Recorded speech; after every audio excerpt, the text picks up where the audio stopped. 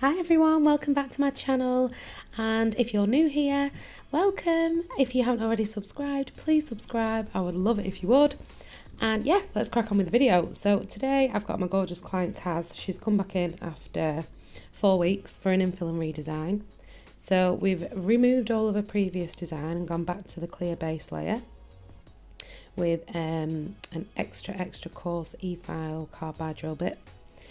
And then we've gone in with usual prep, so I've pushed back all the cuticles, I've etched the nail plate, removed all the non-living tissue and the skin that hides around the nail folds and the cuticle area, scrubbed away all of the dust and all of the bits of skin and all the nasty stuff, and cleaned with Prep Spray Plus, which is like a sanitising alcohol spray, making sure everything's nice and clean, ready for application.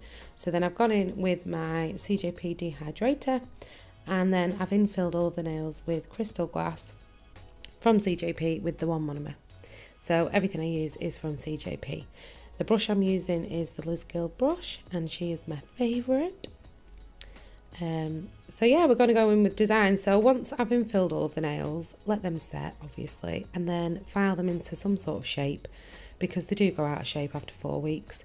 We need to bring back in those side walls nice and straight and sort of take a bit of length off if the length needs coming down a little bit for the regrowth, and then go in with design. So I'm using coconut milk, which is a beautiful white from CJP, and I've done a full nail of this on the pinky, and then I'm going over to the ring finger and we're going to do an ombre. So I place my coconut milk at the free edge, tidy up all the side walls using my brush, keeping all my work nice and clean, and then gently fade it back towards the back third of the nail with the white, just so that there's no harsh lines or anything. So when I do come to ombre, it's a nice smooth blend. So here I'm going in with the gorgeous colour Fantasy. This cover pink is one of my favourites, as well as a few of the new ones that are out. I don't know if any of you have got Obsession yet, or Frosted Rose. Oh my god, they're beautiful. So we're just tickling Fantasy in and tucking it in very gently around that cuticle area using the tip of the brush, and then I'll go in with a second bead just to make sure I've got that opacity that I want at the cuticle, and just to sort of re-blend over that white again for a more seamless blend. So I keep my brush quite flat and I tap the very tip towards the cuticle, tucking it all in, and gently drag down the excess over the white. And I find this creates a really nice blend for ombre. So on the middle finger we're going to go in with a full nail of coconut milk again. And I always start at the cuticle area when I do a full colour nail. So again, just placing it on and using the very tip of the brush to tuck it in right up to the cuticle, pulling down the excess gently so it stays nice and smooth with no lumps and bumps. So I'm gently tapping and pulling. I then go in at the free edge, pop a little bead on there, use the tip of my brush and flip my brush round the other way and start dragging back towards the cuticle to blend up the colour. Keeping all the side walls nice and clean, keeping everything nice and smooth. And I think once we've done this, we go in at the cuticle and do a glitter fade. Yeah, I'm sure we do. So again, this looks like quite a big bead, but it isn't a lot of product at all, because it's so pigmented and white. It covers really well. So I'm just popping a smaller bead on, and pulling it down towards the free edge just so I can get that nice and opaque at the free edge.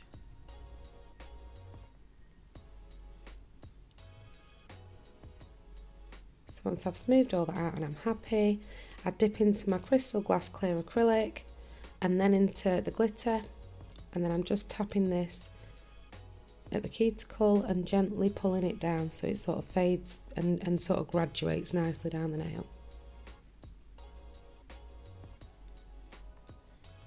So again, tickling the ends with the tip of my brush, just to pull that glitter down so you've got a nice blend, a gradual sort of gradient of glitter.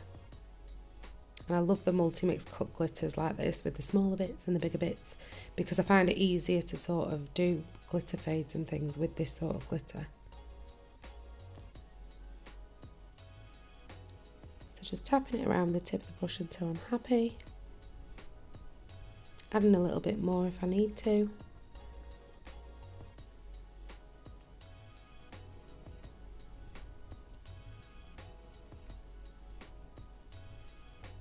Once I'm happy, I'll go in and encapsulate that nail once it's dry. So on the index finger, I'm going to go in with a reverse French. We're going to pop a smile line in there, and we're going to add some glitter as well.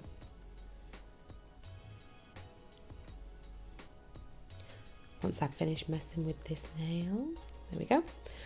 So again, with a smile line with a reverse French, I always start at the cuticle area with my cover pink, and I sort of place a nice sized bead there and tuck it right up into the cuticle, just gently tapping and bringing the product down to sort of where I want the smile line to finish, just making sure I've got all that cuticle area nice and neat.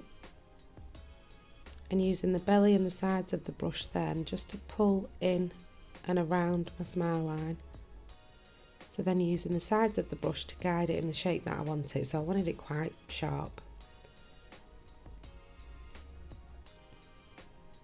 So I'm just using the sides of the brush to pull it in, sort of like a chevron-y.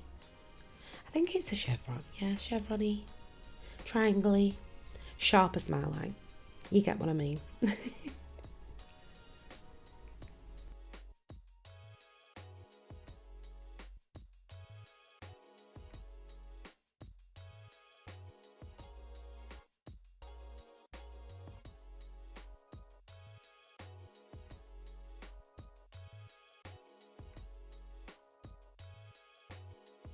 I've got to say as well, this video is all in real time, so everything you see hasn't been sped up, not one tiny little bit. So I can faff and faff with glitters and faff and faff with smile lines, so don't worry about wanting to perfect everything that you're doing, because that's what it's all about. The more you do with your brush, the less you have to do with your file. And nobody likes standing there, sitting there for 3 hours filing nails. No.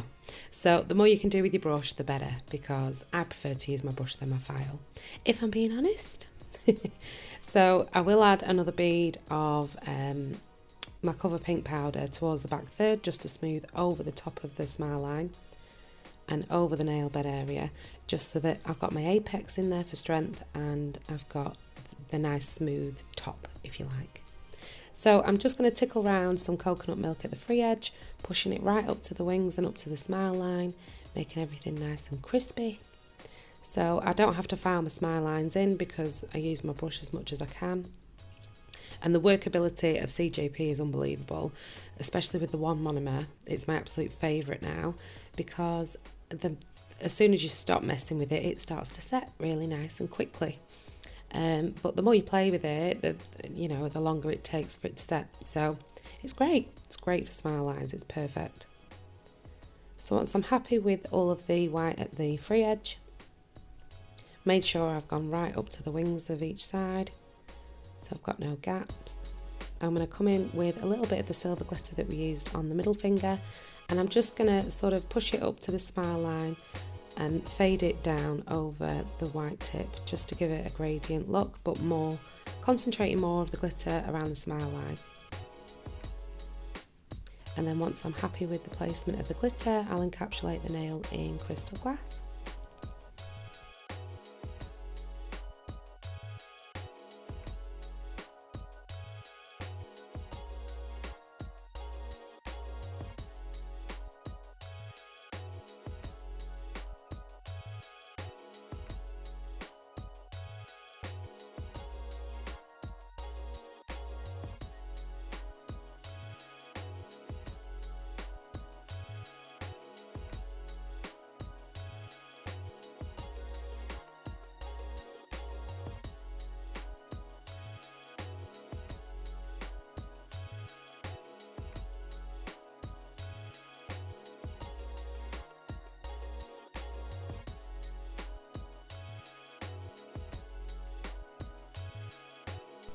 So on the thumb we're going to go in with another ombre. So as always I start at the free edge with the white, sort of halfway-ish up, pull down towards the free edge, and then flip my brush around and drag it up gently, fading up that back third.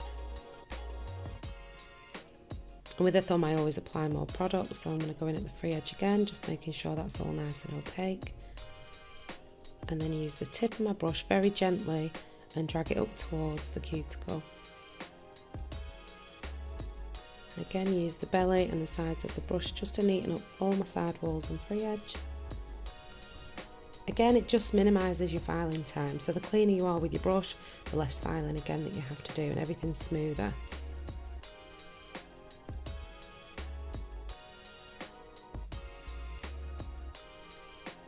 So once I'm happy with the free edge, I think I had a little bit more product, I'm not sure. Yeah, a little bit more of the coconut milk, just at that right hand side of the thumb where you can see it wasn't quite up to where I needed it to be. Smoothing it over. I'm going to come in with Fantasy and then start at the cuticle, place my bead on and just gently push it up towards the cuticle with the tip of the brush,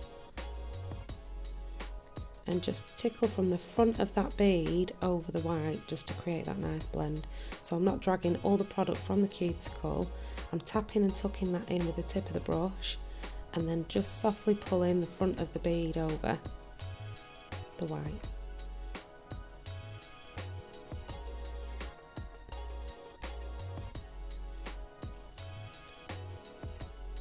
So once I've done all that and I've capped all of the nails, I'll do all my usual filing routine. I have got videos on all of this and my prep and everything if you want to go back and watch any of that.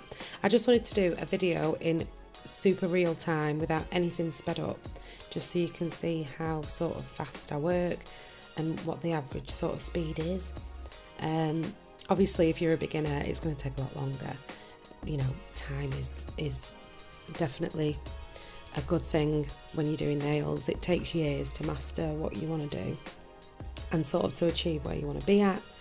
There's so many different things on groups on Facebook and you know, I admin for 2 of the groups on Facebook, the CJP group and Liz Gill's group, Nail Tech Safety Net. And there's so many, I think there's so much pressure on nail techs now to be done within an hour and a half. And I don't think that everybody understands that it doesn't matter how long it takes, as long as you're happy, your client's happy, and they're coming back to you regularly, you know? You know you're doing something wrong if you're booking people in and they're not coming back. So as long as you're sort of earning what you want to be earning, if you're doing this full time or part time, if you've got a goal in mind of how much money you want to earn in a week, a month, whatever, as long as you're sort of hitting those and you're making enough money to be able to carry on as a career, I think that, you know, don't worry so much about what everybody else is doing. Just concentrate on what you're doing and make sure that everything that you're doing is what you're happy with and what your clients are happy with. That's the best advice I can give with regards to timing. So, you know, I have loyal clients that have been coming to me now for 7 years, and every 4 weeks they come back and they've all got the nails still on. I've just made sure that, you know, a good saying that Gemma Porch always says, and a lot of other great nail techs in the industry say, you know, you've got to be able to build a good foundation for a good house. There's no point, you know, sticking a house on top of a bad foundation, because it's just gonna not, it isn't gonna work. So always concentrate on getting the really good stuff in there, like your prep is key, to make sure you've got long lasting beautiful nails, your apex, your structure, before you get onto all the fancy stuff. Don't worry too much about timing. Practice and practice and practice makes perfect. Nothing's ever perfect. I see faults in my sets every day, yet everybody else seems to think that they are amazing, but that's what makes you a good nail tech. You know, you find flaws in your work, you're striving to be better all the time, and videos like this is why I started my YouTube journey, because I feel that so many people helped me so much in the beginning when I started using YouTube as a sort of learning curve for nails, and I wanted to give something back to the nail tech community by doing this. So I really hope that my videos do help you. I try and explain things as much as possible, and if there's anything that you want to know, just let me know in the comments and I'll answer all the questions. I never ignore anybody. So yeah, anyway, that's that little spiel over and done with. But yeah, just don't put too much pressure on yourself about being perfect and having great timing and all that jazz. Just concentrate on the work that you're producing and the end result, and whether your clients are happy. You know, that's the main thing. It's better than having a conveyor belt salon where they're in and out, in and out, in and out constantly. Keep everything sanitised, clean, keep everything at a good level, good standard, and yeah, you'll see the results eventually, I promise. It took me years and years, and even after 7 years, like I say, I still find faults. I still think I could do things a lot better, but my clients are happy and I love the nails that I produce at the end, so that is all that matters. So yes, now I've rambled on and give you a little bit of insight to how I feel about things like that. I don't know where that came from, but there you go. I'm going to leave it. I'm not going to edit it out. Yeah, I've gone in with some CJP gripper glue. I've applied some SS4 clear Swarovski crystals with my CJP Crystallese. That's the picker-upper thingy, my bobby. It's brilliant. It's the best thing I've ever used. Yeah, and I'm going to apply a thin layer of CJP tack-free top gloss to all of the nails, cure them all in the LED light for 60 seconds, and that is the finished design done. So yeah, you'll see the full design now. All lovely jubbly after applying cuticle oil. So thanks so much for watching my video, guys. Please subscribe if you haven't already, and I'll see you soon.